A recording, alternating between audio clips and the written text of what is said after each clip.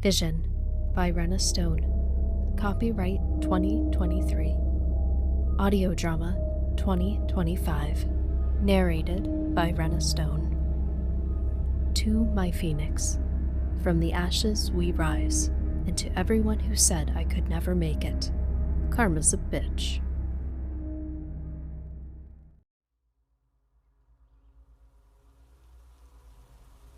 The city fell asleep at 12:37 a.m.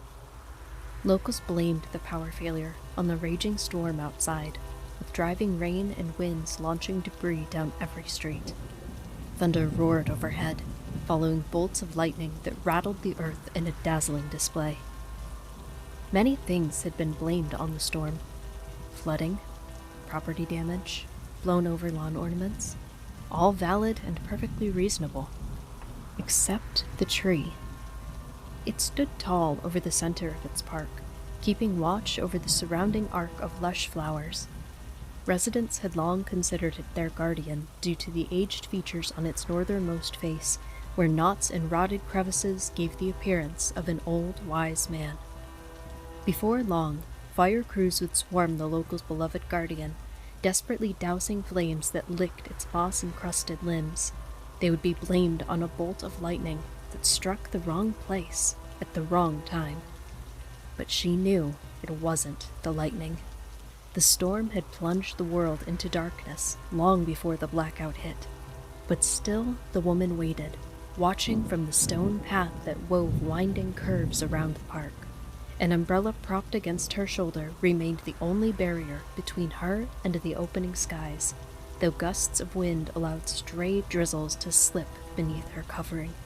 No matter how harshly she shivered from her cloak's dampness, she did not budge. She had spent years waiting, biding her time until the exact moment she was mere seconds from experiencing. To humans, it would have felt like eons. For her, it was only a drop in the bucket of time. Lightning shattered the night. Electric daggers illuminated the guardian's wispy branches. Its limbs bent and cracked in the tumult, casting shadows that marred its friendly face.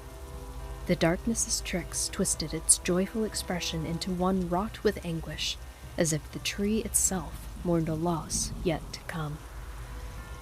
As the young woman lifted her wrist, soft light radiated from a watch that poked beyond her sleeve. 12:37 a.m.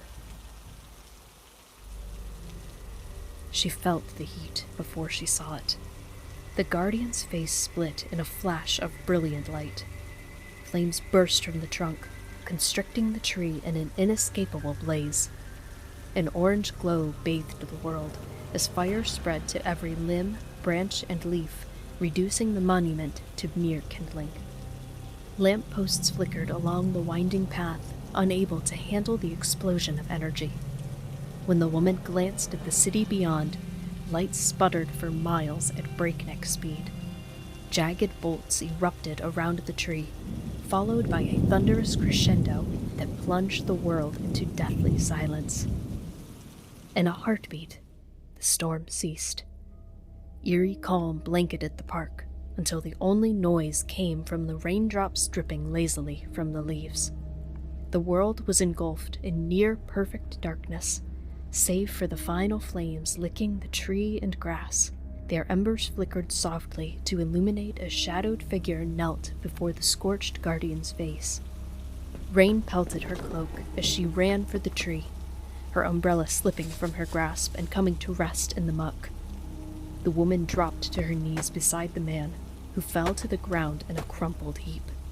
Hardly a moan escaped his chapped lips, parted just enough for shallow breaths to sustain his lungs. She placed a hand on his tattered jacket. A wet, sticky substance oozed between her fingers. Gashes sliced clean through his shirt, with fabric ripped in every direction from whatever had shredded his chest to ribbons. He had been roughed up before, but never to this extent. Behind them, the hushed rustle of leaves turned to chaos. Tremors rattled the tips of the guardian's branches and worked toward the massive trunk, rocking the tree with ravenous force. The woman knelt to to shield the man with her body. A raspy voice, hardly audible over the tumult, pulled her gaze back to him.